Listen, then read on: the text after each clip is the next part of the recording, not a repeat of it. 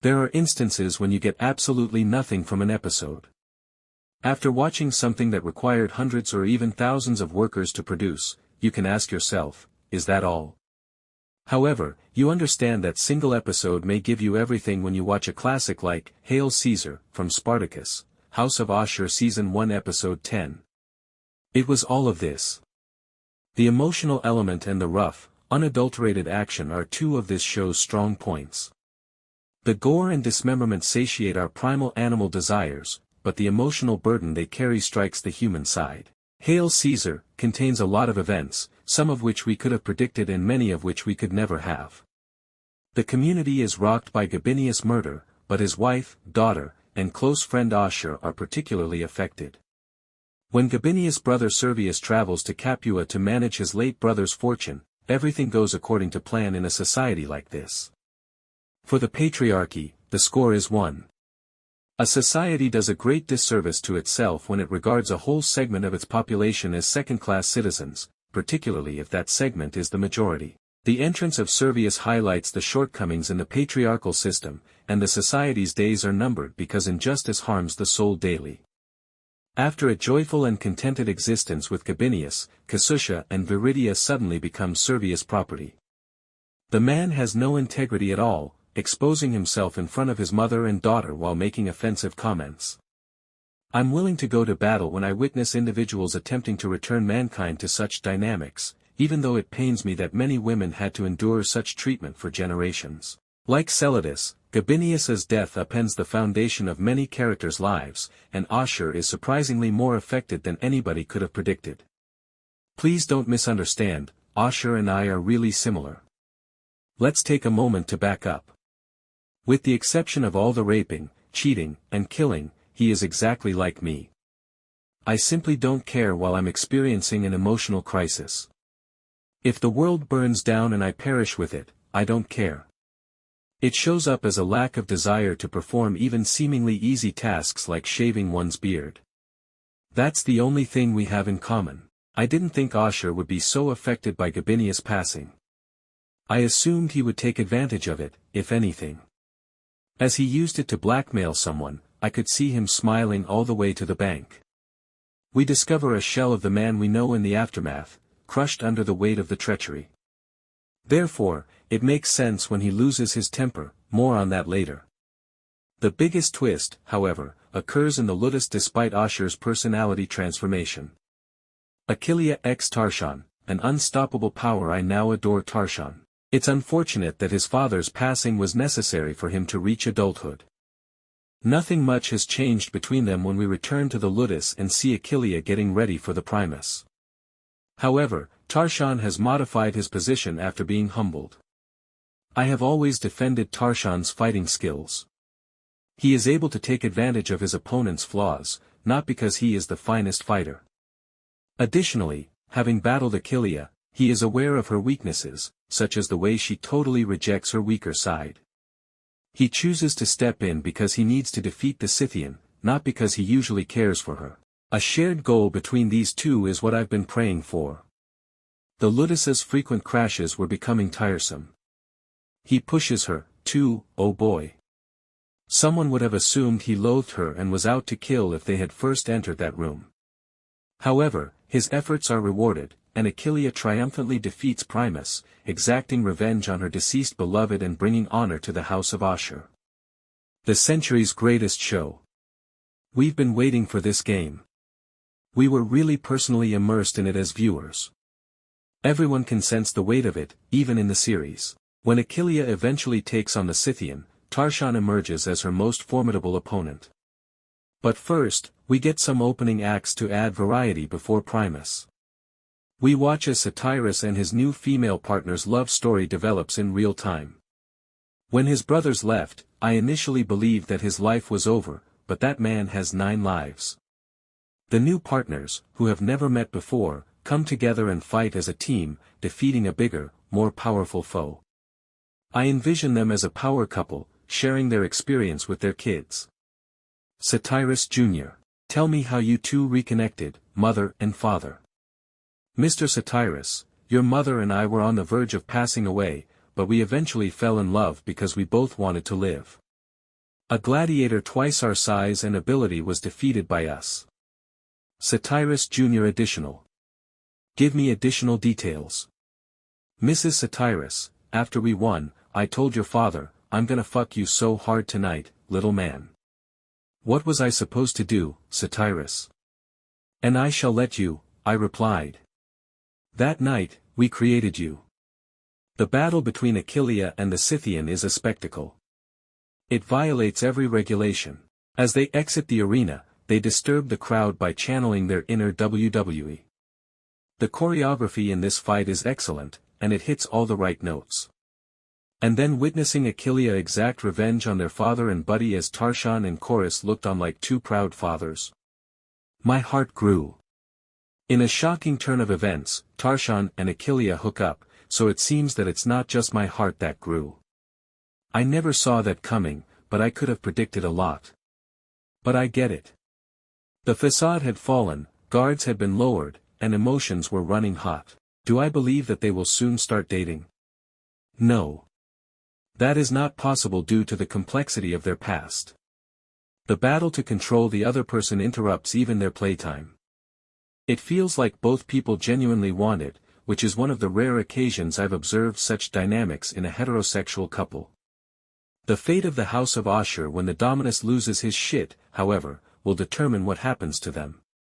Ashur unfolds. Before a man is cornered and forced to behave like an animal, you can only push him so far.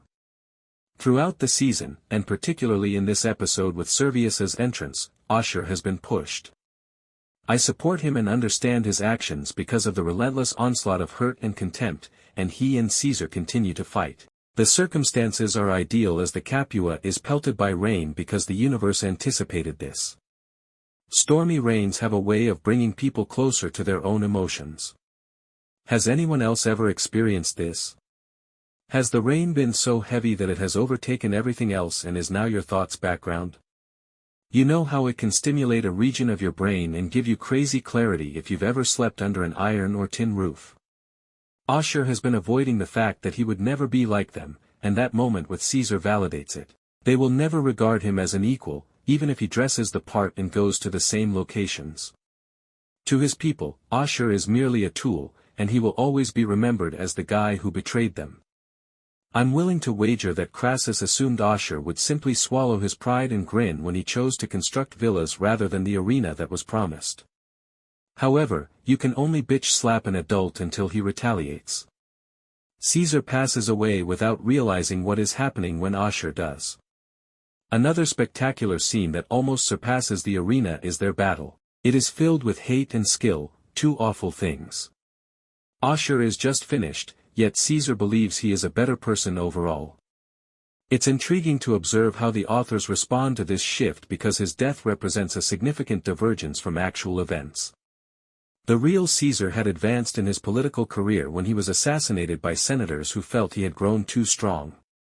It was a turning point in Roman history that resulted in the fall of the Republic and the establishment of the Empire. Caesar's exit has both validated and upended my theory, which most of you believe to be nonsense. Episode 10's Rebellion Theory. Even if it didn't occur this season, Ashur's bold choice to murder Caesar is the kind of thing that alters the course of a story. I suppose he's finished playing these games, but we don't know much about his thoughts in this episode. He knows in his heart that this system is wicked. He believed he could conquer it, but he was harshly and repeatedly shown to be mistaken. What if the insurrection is led by Ashur? Join me on a stroll here. We can be certain that Ashur loves nothing more than himself. He is the type of narcissist who will destroy everything before giving it to someone else. And nobody else should have that arena if he can't. What if, unlike Spartacus, he rebels against Rome out of resentment rather than with good intentions? Caesar's passing thus brings the House of Ashur to a dramatic conclusion, and Dominus once more reverts to his typical cunning. As the show once again cuts corners with its plot and characters, the weather shift near the conclusion is a good approach to emphasize that this is all simply an alternate timeline. Many defended blonde Achillia in the arena last week by saying the Scythian was a freak of nature, a larger, muscular monster who could easily overturn guys. Then, this week, a slender woman who doesn't look all that different from Hilara or Messia is chosen to join Satyrus and face a strong champion. It's not very credible, and to make matters worse, the two main bouts in the ending don't have much emotional impact. If Satyrus prevails, why does it matter to us? As for the main event, it was clear that Achillia would prevail, and as expected, there is no passion or stake involved because we already know how this fight would turn out. Even worse, the fight has no context or significance other than a flimsy revenge tale. The woman's name is simply Scythian, and we don't even grasp it. Speaking of history, it would have been enjoyable to learn more about Achillia's past earlier in the narrative instead of having to wait until the 10 minutes of the finale. It would have been quite effective to include some flashbacks to illustrate how she was carried away and made into a slave. Unfortunately, a softer, more sensitive edge has only been glimpsed in fragments. Rather, it has taken a while to elicit any vulnerability from her. The script leaves everything on a huge cliffhanger in the hopes of a second season, despite the fact that the political maneuvering is rather good. Although House of Ashur hasn't been a particularly poor program, this finale had the potential to be much better. Following this outcry, they guarantee Cossutia that Pompey will lose his title. When Gabinius' brother Servius shows up, he suggests that they play some funeral games in remembrance of Gabinius. Additionally, he asserts his authority right away and maintains control over both Viridia and Cossutia for the foreseeable future. However, Servius does not like Ashur and escorts Dominus out of the building. While traveling, Viridia pauses to thank him for his cautions about Pompey. She gives him a kiss as well. Does Achillia benefit from Tarchon?